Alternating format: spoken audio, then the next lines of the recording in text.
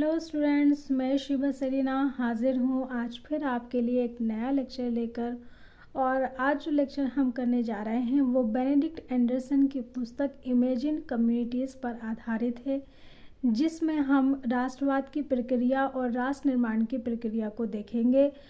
और इसके लिए हम तुर्की और जापान जैसे दो महत्वपूर्ण राज्यों पर फोकस करेंगे और देखेंगे कि बेनेडिक्ट एंडरसन अपनी पुस्तक में किस तरह इनके राष्ट्र निर्माण की प्रक्रिया को दर्शाते हैं। चलिए बिना किसी देरी के मैं इस लेक्चर को शुरू करती हूँ और मैं आपसे कहूँगी कि लेक्चर में अंत तक बने रहें और लेक्चर पूरा देखने के बाद मुझे लाइक बटन दबाकर ज़रूर बताएं कि आपको ये लेक्चर अच्छा लगा। अगर अच्छा लगा हो तो लाइक बटन ज़रूर दबाएं, ठीक है। और अगर कोई क्वेरी हो तो उसे आप कमेंट करके बता सकते हैं, पूछ सकते हैं। चलिए शुरू करती हूँ। बेनेडिक्ट एंडरसन अपनी पुस्तक इमेजिन कम्युनिटीज़ के माध्यम से राष्ट्रवाद तथा राष्ट्र के संदर्भ में ऐतिहासिक प्रक्रिया का वर्णन करते हुए पहले बताते हैं कि राष्ट्रवाद आधुनिक काल में छपाई पूंजीवाद के आने पर आया। तो सबसे पहली बात उन्होंने क्या बताई? सबसे पहली बात ये बताई कि राष्ट्रवाद जो है आधुनिक काल में आया। और आधुनिक काल में कब आया? जब छपाई पूंजीवाद आया, यानी प्रिंटिंग प्रेस की शुरुआत हुई, उसका कैपिटलिज्म आया। फिर उन्होंने ये भी बताया कि राष्ट्र एक काल्पनिक समुदाय होता है। राष्ट्र क्या होता है? काल्पनिक समुदाय होता है जो मानव कल्पना द्वारा निर्मित किया जाता है। तो ये बहुत महत्वपूर्ण बात है, इसको आप याद रखिएगा कि बेनेडिक्ट एंडरसन के द्वारा राष्ट्र क्या है? एक काल्पनिक समुदाय है जो मानव की कल्पना द्वारा निर्मित होता है। उन्होंने बताया यह कल्पना सबसे पहले यूरोप में की गई और वहीं सबसे पहले राष्ट्रवाद आया। इसके पश्चात उन्होंने ये भी बताया कि गैर पश्चिमी देशों में इसी पश्चिमी राष्ट्रवादी मॉडल की नकल की गई। तो यहाँ ये महत्वपूर्ण बात है जिसमें वो कह रहे हैं कि जो गैर पश्चिमी मुल्क थे उन्होंने क्या किया है? पश्चिमी राष्ट्रवादी मॉडल की नकल की है, ठीक है। तो देखते हैं कि किस तरह वो इस बात को साबित करते हैं। एंडरसन ने बताया कि कार्यालय राष्ट्रवाद के तहत जापान तथा तुर्की ने इस मॉडल को स्वेच्छा से अपनाया। इन दोनों ही देशों में औपनिवेशिक शासन नहीं था, वहीं की सरकारों ने ही पश्चिमी आधुनिक राष्ट्रवादी मॉडल को अपनाया। तो वो क्या बता रहे हैं? बता रहे हैं कि कार्यालय राष्ट्रवाद के तहत जो दो देश थे, जापान और तुर्की, इन दोनों ने जो है अपनी इच्छा अनुसार पश्चिमी राष्ट्रवादी मॉडल को अपनाया। ये किसी देश के गुलाम नहीं थे, किसी यूरोपीय देश के उपनिवेश नहीं थे। फिर भी इनकी सरकारों ने अपनी मर्जी से पश्चिमी आधुनिक राष्ट्रवादी मॉडल को अपनाया। ये सबसे पहले तुर्की का हवाला देकर इस प्रक्रिया को हमें दिखाते हैं।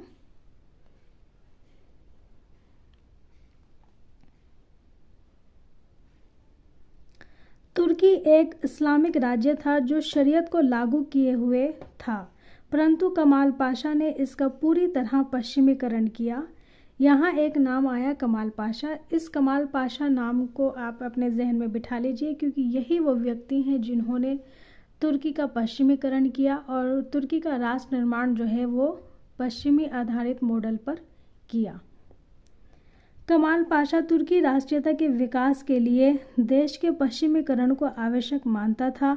कमाल पाशा का लक्ष्य तुर्की को आधुनिक पश्चिमी राज्यों की कोटि में लाना था। ये तभी संभव था जबकि प्राचीन रूढ़ियों से पूर्णतया संबंध विच्छेद कर लिया जाए। कमाल पाशा की विचारधारा क्या थी? बेनेडिक्ट एंडरसन के अनुसार कमाल पाशा की विचारधारा ये थी कि जो तुर्की है उसका अगर राष्ट्र निर्माण करना है, उसको अगर विकसित करना है, तो जो पुरानी रूढ़ियां हैं उससे पूरी तरीके से संबंध विच्छेद करना होगा। कमाल यह आवश्यक मानता था कि तुर्की को पुरानी अवस्था से छुटकारा दिलाकर उसे पश्चिमी देशों के आधुनिक वातावरण में लाया जाए। इस उद्देश्य से प्रेरित होकर कमाल पाशा ने सुधारों का एक विस्तृत कार्यक्रम बनाया। चलिए आगे देखते हैं कि वो विस्तृत कार्यक्रम क्या था। राष्ट्रीयता की भावना विकसित करने के लिए शिक्षा की अच्छी व्यवस्था अत्यंत आवश्यक होती है। कमाल पाशा शिक्षा के महत्व को समझता था। तुर्की में अभी जो शिक्षा पद्धति थी उसका आधार धार्मिक था और इस पद्धति के अंतर्गत रूढ़िवादी और अंधविश्वास का ही बोलबाला था। अतएव शिक्षा पद्धति में आमूल परिवर्तन करना आवश्यक था। कमाल पाशा ने तुर्की में आधुनिक शिक्षा प्रणाली की शुरुआत की। तो इस तरह सबसे पहला जो उन्होंने एक्शन लिया वो एजुकेशन के लेवल पर लिया। उनका ये विचार था कि अगर शिक्षा को सही कर दिया जाए, जो कि जड़ है पूरे तरीके से, शिक्षा से अगर धर्म को हटा दिया जाए, शिक्षा में आमूल परिवर्तन अगर हो जाए तो बहुत सारे सुधार जो है वो अपने आप ऑटोमेटिकली हो जाएंगे और वो सस्टेनेबल होंगे, दूरगामी उनके परिणाम निकलेंगे। देश भर में प्राथमिक शिक्षा अनिवार्य और निःशुल्क कर दी गई।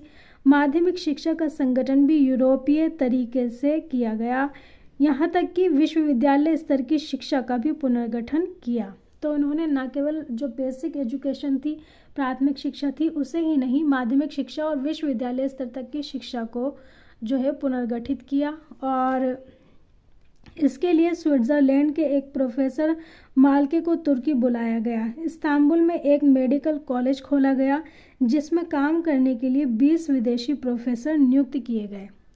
तो यहाँ आप देख रहे हैं कि उन्होंने जो है विदेश से प्रोफेसर बुलाए, क्योंकि उन्होंने जो मॉडल अपनाया था और उसके लिए जो शिक्षा देनी थी उसके लिए देश में वो लोग तैयार नहीं थे। इसलिए उन्होंने बाहर से जो है शिक्षक बुलाए, प्रोफेसर बुलाए, ताकि वो उन लोगों को, तुर्की के लोगों को वो शिक्षा दे सकें जो कि कमाल पाशा चाहते थे और जो कि पश्चिमी शिक्षा पर आधारित हो। लेकिन शिक्षा में सुधार के लिए भाषा और लिपि में सुधार करना आवश्यक था। अभी तक तुर्की की अपनी लिपि नहीं थी और तुर्की लोग अरबी लिपि का प्रयोग करते थे। अरबी लिपि इस्लामी संस्कृति की एकता की माध्यम रहती आई थी। कमाल ने इन पर प्रहार करते हुए लैटिन को अपनाया और अरबी लिपि को हटाया। तो ये बहुत बड़ा परिवर्तन था और कह सकते हैं कि इस परिवर्तन को लाना बिल्कुल भी आसान नहीं रहा होगा, लेकिन कमाल पाशा ने इस परिवर्तन को जो है न केवल सोचा बल्कि इसको लागू भी किया। राष्ट्रीयता की भावना विकसित करने के लिए कमाल पाशा तुर्की के शहरों के प्राचीन नामों को बदलकर उन्हें नया नाम देना चाहता था। ऐसा करने में उसने यूरोपीय शहरों के नामों पर ध्यान दिया। यूरोपीय परंपरा के आधार पर उसने कॉन्स्टेंटिनोपुल का नाम बदलकर इस्तांबुल रखा। प्रायः सभी पुराने नामों का स्थान नए नामों ने ले लिया। ठीक, फिर तुर्कों में अभी तक फारसी उपाधियों का प्रचलन था। कमाल पाशा ने इनका अंत कर तुर्की उपनाम रखना अनिवार्य किया। कमाल पाशा ने स्वयं मुस्तफ़ा शब्द को अपने नाम से हटा दिया क्योंकि यह अरबी शब्द से बना था, इसलिए उसने अतातुर्क उपनाम धारण किया। मुस्तफ़ा कमाल अब कमाल अतातुर्क हो गए। तो उन्होंने जो है ये परिवर्तन ना केवल लोगों के लिए किए बल्कि अपने लिए भी किए और अपने नाम का जो सरनेम था उसको चेंज कर लिया, मुस्तफ़ा से अतातुर्क कर लिया।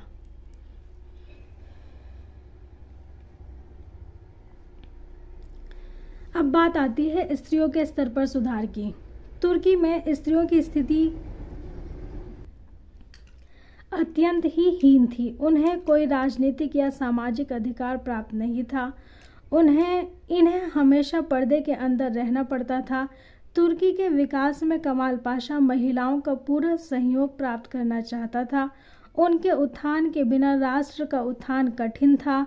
अतएव उनकी स्थिति सुधारने के लिए सर्वप्रथम उसने पर्दा प्रथा का अंत किया। ठीक, सबसे पहले क्या कर दिया? पर्दा प्रथा का अंत किया। औरतों के लिए प्रथम स्कूल और क्लब खोले गए। सभी वयस्क नारियों को वोट देने का अधिकार मिला। हाँ, महिलाओं के वस्त्रों में उन्होंने कोई परिवर्तन नहीं किए। वो अपनी इच्छा अनुसार वस्त्र पहन सकती थी। ठीक है, तो ये जो उन्होंने सबसे पहले जो स्त्रियों की स्थिति में सुधार करने के लिए पर्दा प्रथा का जो अंत किया, ये भी एक बड़ा कदम था अगर देखा जाए तो, क्योंकि एक इस्लामी राज्य था और आप जानते हैं कि इस्लामी राज्य में पर्दे का जो है बहुत बड़ा महत्व है। और यहाँ पर उसको पूरी तरीके से पर्दा प्रथा को हटा दिया गया। फिर नारियों को वोट के अधिकार दिए, फिर उनको यहाँ पर अपनी इच्छा से वस्त्र पहनने की अनुमति दी गई। तो ये सारे जो हैं बड़े परिवर्तन किए गए। सबसे कठिन तथा बड़ा प्रश्न था धर्मनिरपेक्षवाद को लाना। जैसा कि मैं आपको बता चुकी हूँ, कई बार बता चुकी हूँ कि तुर्की जो है इस्लामिक राज्य था, तो वहाँ धर्मनिरपेक्षवाद को लाना बहुत ही बड़ा और कठिन प्रश्न था, क्योंकि धर्म सबसे बड़ी बाधा थी। कमाल पाशा धर्म के मामले में भी यूरोप की नकल करना चाहता था। उसका दृढ़ विश्वास था कि यूरोप की उन्नति का मुख्य कारण है कि वहाँ के देशों ने धर्म को राजनीति से बिल्कुल पृथक कर रखा है। तो उनके विचार में क्या था कि यूरोप जो आज इतनी तरक्की कर रहे हैं, इतने आगे पहुँच गए हैं, वो इसलिए क्योंकि यूरोप में धर्म जो है वो राजनीति से बिल्कुल अलग है। इसी तरह कमाल पाशा चाहते थे कि तुर्की में भी एक धर्मनिरपेक्ष राज्य की स्थिति हो और धर्म जो है वो राजनीति से पूरी तरह हटा दिया जाए, अलग कर दिया जाए। तो देखते हैं इसके लिए उन्होंने क्या कदम उठाए। तुर्की में सल्तनत तो ख़त्म हो चुकी थी, लेकिन खिलाफत बाकी थी, जो इस्लाम जगत की धार्मिक और सांस्कृतिक एकता का चिन्ह थी और देश को अतीत से बांधे हुए थी, जो विकास की दिशा में बाधक थी। इसलिए 3 मार्च 1924 को तुर्की संसद ने खिलाफत को भंग करने और खलीफा को हटाने का फैसला कर लिया। फिर शरीयत का मंत्रालय बंद किया गया, धार्मिक विद्यालयों में ताला डाला गया, संपूर्ण तुर्की के साधु संतों को भी खत्म कर दिया गया। सुलेमानिया मदरसे को इस्तांबुल विश्वविद्यालय के धर्म तत्व संकाय में बदल दिया गया। क्या कर दिया गया? धर्म तत्व संकाय में बदल दिया गया। इस्तांबुल की प्रसिद्ध सांता सोफिया मस्जिद को संग्रहालय बना दिया गया। इस तरह 5 अप्रैल 1928 को तुर्की अब एक धर्मनिरपेक्ष यानी लादीनी राज्य हो गया। यहाँ पर कमाल पाशा ने पूरी तरह पश्चिम के मॉडल की नकल की। उन्होंने कभी भी ये नहीं चाहा कि हमारा कोई अलग रास्ता हो, क्योंकि उनका विचार था कि विकास के लिए तथा राष्ट्र निर्माण के लिए अलग रास्ता अपनाना ज़रूरी नहीं है। तो इस तरह बेनेडिक्ट एंडरसन ने हमें दिखाया कि किस तरीके से जो कमाल पाशा थे उन्होंने पूरी तरह जो है पश्चिमी मॉडल को तुर्क में अपनाया और तुर्की का जो राष्ट्र निर्माण था वो बिल्कुल ही यूरोपीय पद्धति पर, प्रणाली पर आधारित था।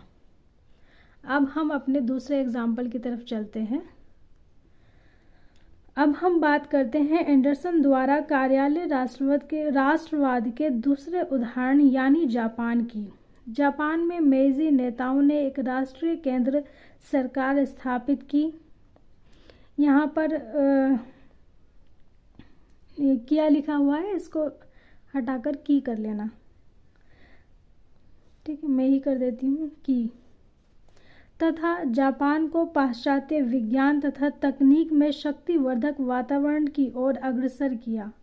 उन्होंने जापान को आधुनिक बनाने के लिए तथा राष्ट्र निर्माण के लिए पश्चिम के मॉडल को अपनाया। तो इन्होंने क्या किया? इन्होंने भी पश्चिम के मॉडल को अपनाया, लेकिन इन्होंने पश्चिम के मॉडल को विज्ञान और तकनीक में, जो विज्ञान और तकनीक का क्षेत्र है उसमें हम इसको देख रहे हैं, जिसके तहत रेल मार्ग, जहाजरानी, तार और डाक सेवा, न्याय प्रणाली,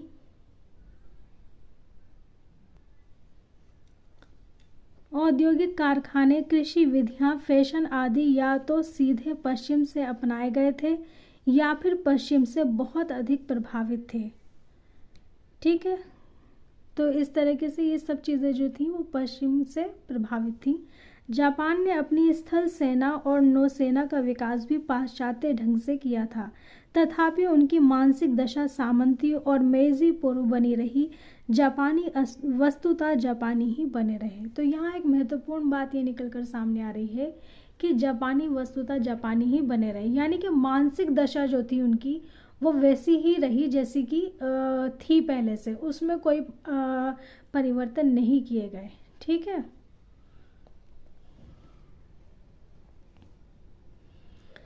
वस्तुतः ये एक अनोखी प्रकार के पाश्चात्य प्रभाव में रंगी जापानी उपज कुछ सीमा तक पाश्चात्य रूपों द्वारा बनाई गई थी और कभी कभी ये पाश्चात्य आत्मा की सहभागी बनी, लेकिन मुख्यतः इसके मानसिक और दार्शनिक आधार जापानी थे। तो ये बहुत ही महत्वपूर्ण बात है कि जापान में जो राष्ट्र निर्माण हुआ, जापान में जो पाश्चात्य मॉडल को अपनाया गया, वो केवल जो है बाहरी स्तर पर अपनाया गया था। आंतरिक स्तर पर यानी कि जो मानसिक स्तर है और जो दार्शनिक स्तर पे, उस दार्शनिक स्तर पर और मानसिक स्तर पर इसको नहीं अपनाया गया था। आधार जो था वो अभी भी मानसिक तौर पर वो जापानी ही था। जो प्रधानता जापानी ऐतिहासिक विचारों, राजनीतिक एवं सामाजिक संस्थाओं तथा जापान में प्रचलित परिस्थितियों से प्राप्त किए गए थे। ठीक। जापान में धर्म भी राष्ट्रवाद का एक यंत्र बना दिया गया। तो ये भी एक हम अलग बात देख रहे हैं। जैसे कि हमने तुर्की में क्या देखा कि तुर्की में धर्म को बिल्कुल अलग कर दिया गया, जबकि जापान में हम क्या देख रहे हैं, जापान में धर्म भी राष्ट्रवाद का एक यंत्र बना दिया गया। पुनः स्थापना के प्रारंभ काल में शिंतो धर्म विभाग सरकारी विभागों में सबसे महत्वपूर्ण था। शिंतो धर्म, जिसने सम्राट के देवी चरित्र और देशभक्ति पर जोर दिया, राज्य धर्म बन बैठा। क्या बन बैठा? राज्य धर्म बन बैठा, यानी कि राज्य जो है वो कैसा हो गया? धर्म वाला हो गया। यह तरीका यूरोप से बिल्कुल भिन्न था। वहाँ राजनीति में धर्म का कोई स्थान नहीं था। शिंतो को सरकारी अधिमान्य स्तर दिए जाने का एक मुख्य मंतव्य यह था कि ऐसा करने से शाही संस्था को लोगों की नज़रों में ऊंचा उठाया जा सकता था और जापानी प्रजा में अंधाधुंध निष्ठा पैदा की जा सकती थी। ठीक है। तो उन्होंने क्या किया? उन्होंने ये किया कि उन्होंने जो शिंतो धर्म था,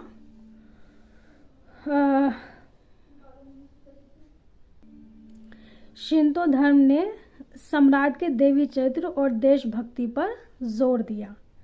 सम्राट के देवी चरित्र में विश्वास की सरकार द्वारा मान्यता देने की आवश्यकता इसलिए महसूस की गई ताकि उसे संपूर्ण जापान में प्रेरणादायक एवं प्रभावी बनाया जा सके। फिर शिक्षा प्रणाली में सुधार से सम्राट तथा राज्य के लिए राजभक्ति पर जोर देकर आत्मसमर्पण, क्या? राजभक्ति पर जोर देकर आत्मसमर्पण। बाहर कोई गाड़ी जा रही है, इसकी आवाज़ आ रही है। आत्मसमर्पण की भावना को जागृत किया। इस तरह जापान में राष्ट्रवाद राजनीतिक विकास का आधार बना। शिक्षा प्रणाली का विभिन्न रूढ़िवादी मेइजी नेताओं द्वारा पूर्ण प्रयोग किया गया एवं यह कहना सत्य होगा कि मेइजी काल की नई शिक्षा प्रणाली ने द्वितीय विश्व युद्ध से पहले के दशक में उग्र राष्ट्रवाद एवं सैन्यवाद को सर्वाधिक घोषित किया। ठीक है। इस तरह हमें क्या दिखाई देता है? इस तरह यह अस्वीकार नहीं किया जा सकता कि आधुनिकीकरण की इस पूर्ण प्रक्रिया में जापान के अतीत के प्रमुख तत्वों ने विशेष भूमिका निभाई। इस प्रक्रिया में विभिन्न प्रकार के प्राचीन प्रतीकों एवं सांस्कृतिक गुणों का खुलकर प्रयोग किया गया। इस तरह ये कहना भी उचित प्रतीत होता है कि यह एक नस्लगत राष्ट्रवाद था। कैसा था? नस्लगत राष्ट्रवाद था। तथा जबकि तुर्की में नागरिक राष्ट्रवाद था। तुर्की का राष्ट्रवाद तो बिल्कुल ही इससे अलग दिखाई पड़ता है। हालांकि दोनों ने ही पश्चिम के मॉडल को अपनाया था। इस तरह बेनेडिक्ट एंडरसन ने दिखाया कि इन देशों में पश्चिम यानी यूरोप के राष्ट्रवाद की नकल की। क्या की? यूरोप के राष्ट्रवाद की नकल की। हालांकि जापान का राष्ट्रवाद अपनी खासियत रखता था, लेकिन एंडरसन ने इसके साथ साथ ये भी कहा कि पूर्व में भी पश्चिम राष्ट्रवाद के अनुभव वाले मॉडल को लागू किया गया, लेकिन उनकी इस बात की आलोचना हुई है क्योंकि पूर्व में जो है पूरी तरीके से ये बात सत्य नहीं दिखती है, साबित नहीं होती है, इसके लिए उनकी आलोचना हुई। आलोचना क्यों हुई? क्योंकि हम क्या देखते हैं कि पूर्व के जो देश हैं, जैसे कि भारत को ही अगर आप ले लें, तो उनमें जो है पश्चिम की नकल नहीं की गई है ना। तो ऐसा कहना कि पूर्व में भी उसी पश्चिमी राष्ट्रवाद के अनुभव को अपनाया, ये कुछ ठीक नहीं लगता। इसको मैं इतिहासकार पार्थ चटर्जी और दीपक चक्रवर्ती के तर्क द्वारा सिद्ध करूंगी। इसके लिए पार्थ चटर्जी और दीपक चक्रवर्ती ने यूरोपीय केंद्रित राष्ट्रवाद के मॉडल की आलोचना की और कहा, अलग अलग राज्यों में खासकर एशिया राष्ट्रवाद का अनुभव यूरोप से अलग है, जो एशिया तथा भारत पर लागू नहीं होता है। तो इस तरह से उन्होंने क्या बताया कि एशिया और भारत पर लागू नहीं होता है। तो इस तरह बेनेडिक्ट एंडरसन ने हमें बताया, हमारा ध्यान दिलाया कि किस तरह जो है सबसे पहले यूरोप में राष्ट्रवाद आया और आधुनिक काल में आया, छपाई पूंजीवाद के आने के बाद आया, और उन्होंने हमें ये बताया कि किस तरीके से जो पश्चिमी राष्ट्रवाद का मॉडल था उसकी नकल जो है बाकी जो गैर पश्चिमी देश थे उन्होंने की। और इसके बारे में बताते हुए उन्होंने हमें तुर्की का एग्जाम्पल दिया, जहाँ पे हम देखते हैं कि कमाल पाशा ने जो है पूरी तरीके से तुर्की का राष्ट्र निर्माण पश्चिमी मॉडल पर आधारित था, पश्चिमी मॉडल पर आधारित तरीके से किया। वहीं हम जापान को भी देखते हैं, जापान ने भी पश्चिमी मॉडल को अपनाया, लेकिन उनका जो दर्शन था, उनका जो दार्शनिक आधार था, उनका जो मानसिक स्थिति वो जापानी ही रही। वस्तुतः जो जापानी थे वो जापानी ही रहे। इस तरह दोनों ने ही पश्चिम के मॉडल को अपनाया, लेकिन दोनों के अपनाने के तरीकों में हमें फ़र्क दिखाई देता है। तो इस तरह जो है बेनेडिक्ट एंडरसन ने हमें राष्ट्रवाद के बारे में बहुत सारा जो एक ज्ञान था वो दिया। उम्मीद करती हूँ कि आपको ये लेक्चर जो है वो सही तरह अच्छी तरह समझ में आया होगा। आपको अगर ये वीडियो अच्छी लगी हो तो प्लीज़ इसको लाइक करें। यहाँ पर जो है ये लेक्चर समाप्त होता है, और अगर आप इस चैनल पर नए हैं तो प्लीज़ चैनल को सब्सक्राइब भी कर लें और चैनल से जुड़े रहें। और इसी के साथ मैं आपसे कहूँगी कि इस वीडियो को देखने के लिए और पूरा देखने के लिए आपका बहुत बहुत शुक्रिया। Thank you for watching this video. And इसी के साथ मैं आपसे कहूँगी कि खुश रहिए, पढ़ते रहिए और मेरे साथ चैनल पर जुड़े रहिए। Thank you for watching this video. Thank you once again.